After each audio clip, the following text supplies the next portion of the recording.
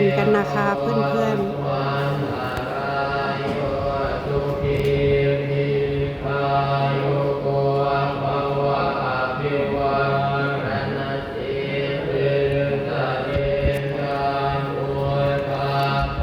ไหว้พระสวดมนต์เย็นจ้าที่วัดธรรมสุทธาวาส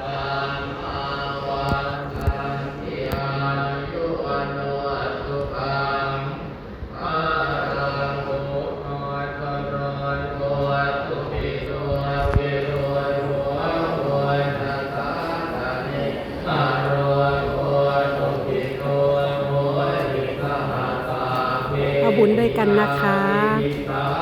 เขาสวดมนต์แล้วเขาถวายผ้าป่าด้วยจ้ะผ้าป่าการกุศล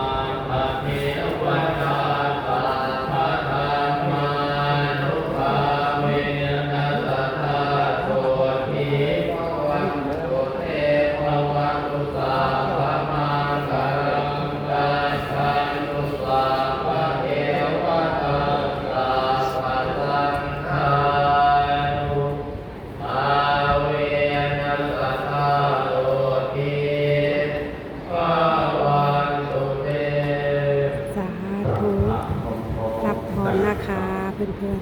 ๆสัมมาสัมพุทโธภควาพุทธังภควันตังอะภิวาเทมิสวากขาโตภควตาธัมโมธัมมังนะมัสสามิสุปฏิปันโนภควโตสาวกสังโฆสังฆังนะมามิสาธุสาธุสาธุแบ่งบุญให้เพื่อนๆทุกคนชาว YouTube นะคะรับบุญด้วยกันรับพรด้วยกันนะคะขออนุญาตเรียนเชิญท่านประธานได้ถวายเงินปัจจัยนะคะจากพระป่านะคะให้กับท่านประธานสงฆ์ค่ะขออนุญาตเรียนเชิญค่ะ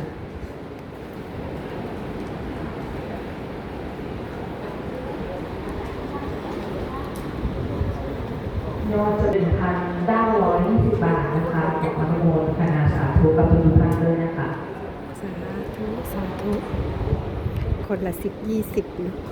คนไม่เยอะ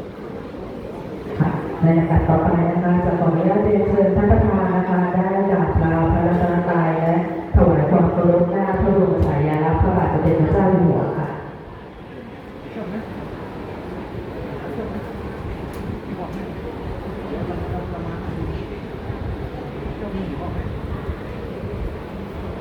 เรียนเชิญทุกท่านยืนขึ้นค่ะ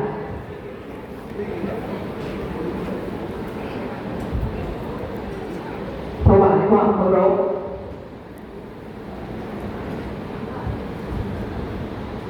ค่ะก็เป็นอันเสร็จพิธี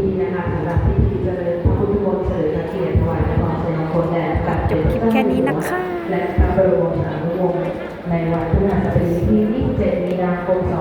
2568 นะคะณวัดถ้ำสุทาวาสหมู่ที่ 5 ตำบลหนองชัยนะคะ เดี๋ยวให้ลำดับต่อไปนะคะจะขออนุญาตเชิญถ่ายภาพร่วมกัน